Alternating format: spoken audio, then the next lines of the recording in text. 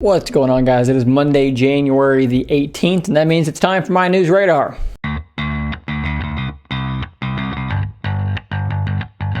So over the last several days, you've probably seen a lot of headlines, a lot of news, and maybe a lot of people talking about WhatsApp. So if you don't know, WhatsApp is a gigantic, enormous, huge messaging app that is used by literally, I think it's something stupid like 2 billion people or something like that, which I don't even know how that even mathematically makes sense, but that's the number I've seen on the internet. So you know it's got to be totally 100% true. And WhatsApp was purchased by Facebook in 2014. In 2016, they began sharing some data between WhatsApp and Facebook proper. Okay, so why is WhatsApp in the news now? Well, apparently WhatsApp is going to push through a new terms of service, a new privacy terms more specifically, and a lot of people got very upset about this change, or I guess what they perceived to be a change.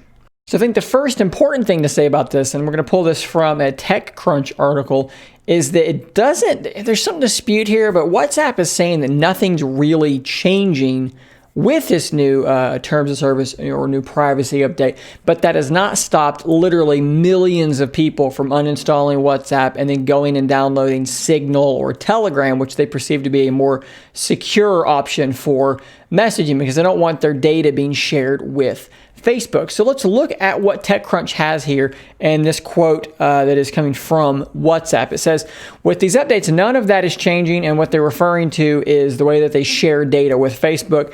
Instead, the update includes new options people will have to message a business on WhatsApp and provides further transparency about how we collect and use data. While not everyone shops with a business on WhatsApp today, we think that more people will choose to do so in the future, and it's important that people are aware of these services. This update does not expand our ability to share data with Facebook. And of course, this article goes on and says, following the backlash, tens of millions of confused and angered users have flocked to Signal and Telegram. As of earlier this week, Signal was the top app on the App Store in 40 nations and Google Play Store in 18. Pretty incredible. So basically, people, out of fear that more of their data, or maybe just fear that their data at all was being shared with Facebook, people are leaving WhatsApp en masse. Now, what's interesting here is that, like it says here, WhatsApp was owned by Facebook since 2014 and has been sharing some limited information about its users since 2016. And WhatsApp is saying this does not expand our ability to share data with Facebook. So, I know that there's a lot of claims and so forth out there. Obviously, it's impossible for really any of us to say exactly what's going on with WhatsApp and Facebook.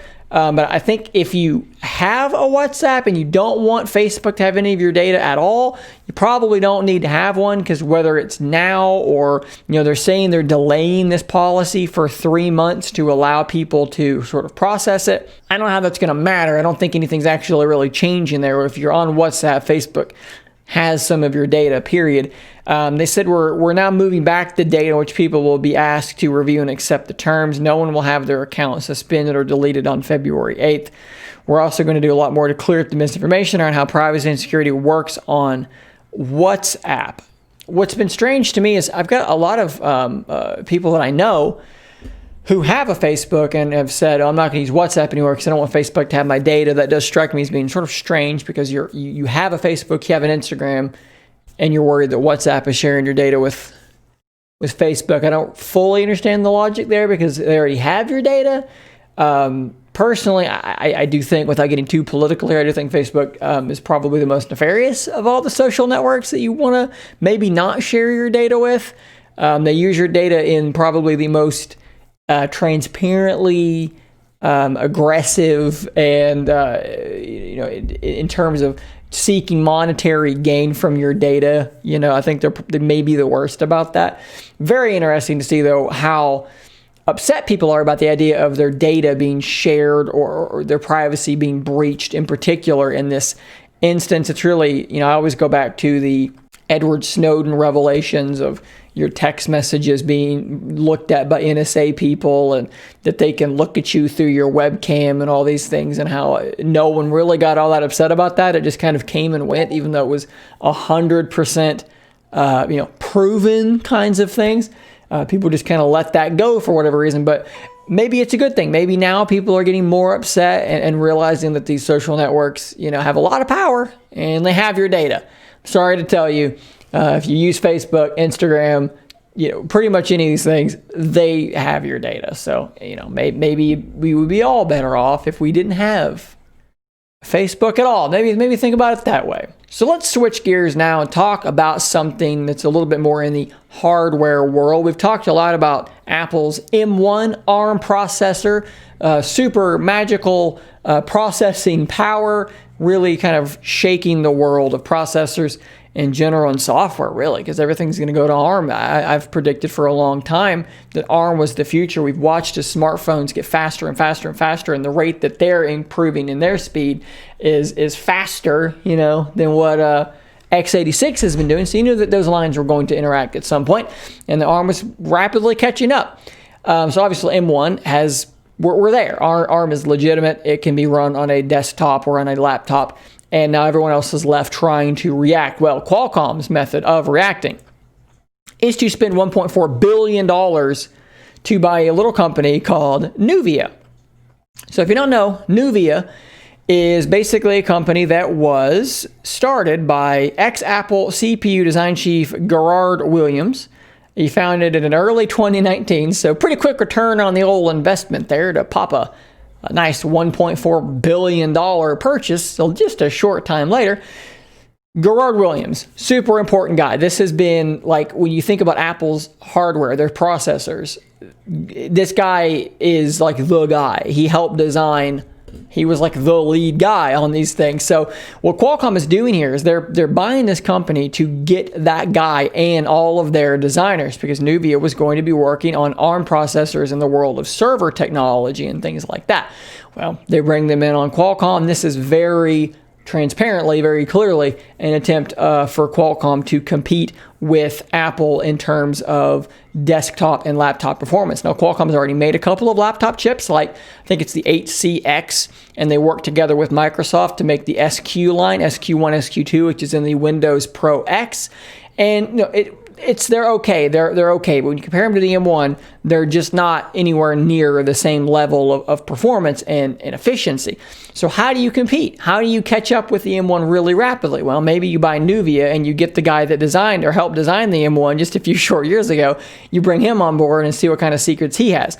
Now, it's really interesting here to think about that there are some lawsuits going on between Apple and Williams, because he knows a lot of things. You're talking about patents and all sorts of things like that, there's some legal things going on there, but he's definitely got some expertise that he could bring to Qualcomm to help push them along, help them catch up with Apple.